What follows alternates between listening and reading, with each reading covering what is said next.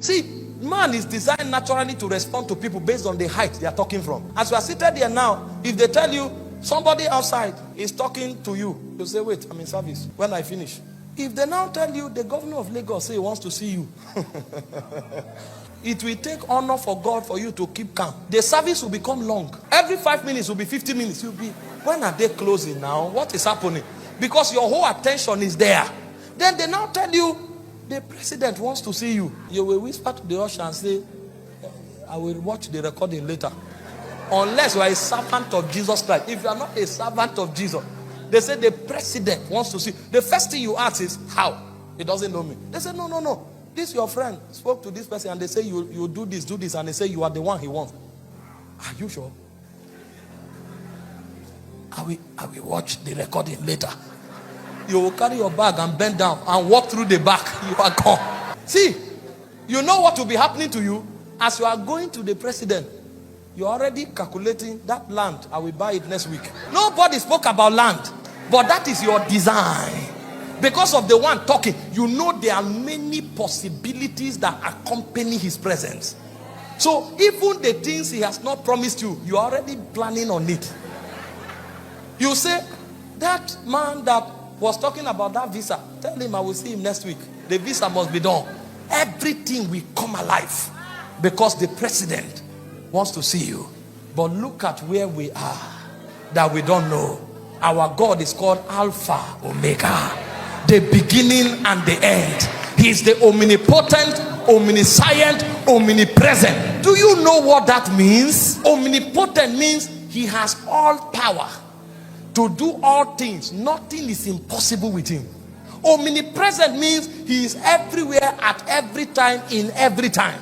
There's a difference between at every time and in every time. At every time means within your present context, he is everywhere. But in every time means no time eludes him. That means God is still in yesterday and God is already in tomorrow. That's the one who is promising you something. So he is your tomorrow. He knows your tomorrow. Your tomorrow is in his hands. And he is omniscient. He knows everything that can happen before he says you are blessed. So there is nothing that can defy him. And that's not all. He's the immutable one. He does not change. He will not change. He cannot change. Malachi 3:6 says, I am the Lord. I change not. Therefore you, the children of Israel, are not consumed. So the omnipotent, the omniscient, omnipresent, and immutable one is the one that says you are blessed. How can somebody tell me you are cursed? He's the one that says you are preserved. How can somebody tell me you will not be preserved? See, that's why the Bible says, let God be true and all men liars. But the reason why you read the Bible is like a history book is because you don't know the one talking. This is why sometimes you need to go to verses of scripture that introduces God in his majesty. Jesus was speaking, he said, is there anything too hard for God to do? That is a study in the spirit realm. They are still studying in the spirit realm to find out what God cannot do, and no one exists. Is there anything too hard for God to do? The God with whom nothing is too hard to do tells you your future is secured and you have depression. Your depression is a revelation of your ignorance. It's a revelation of your ignorance. Your God, who nothing is too hard for, tells you you are protected and preserved, and you are afraid.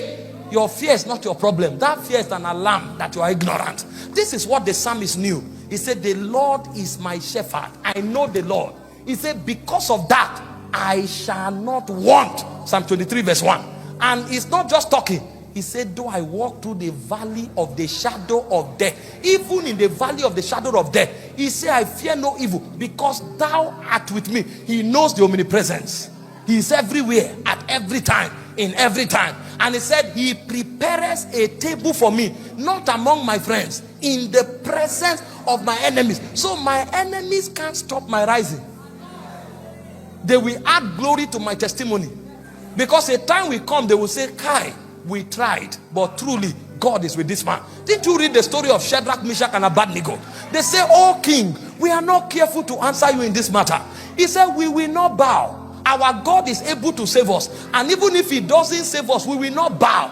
The king said, you dare me? Make the fire 7 times hotter.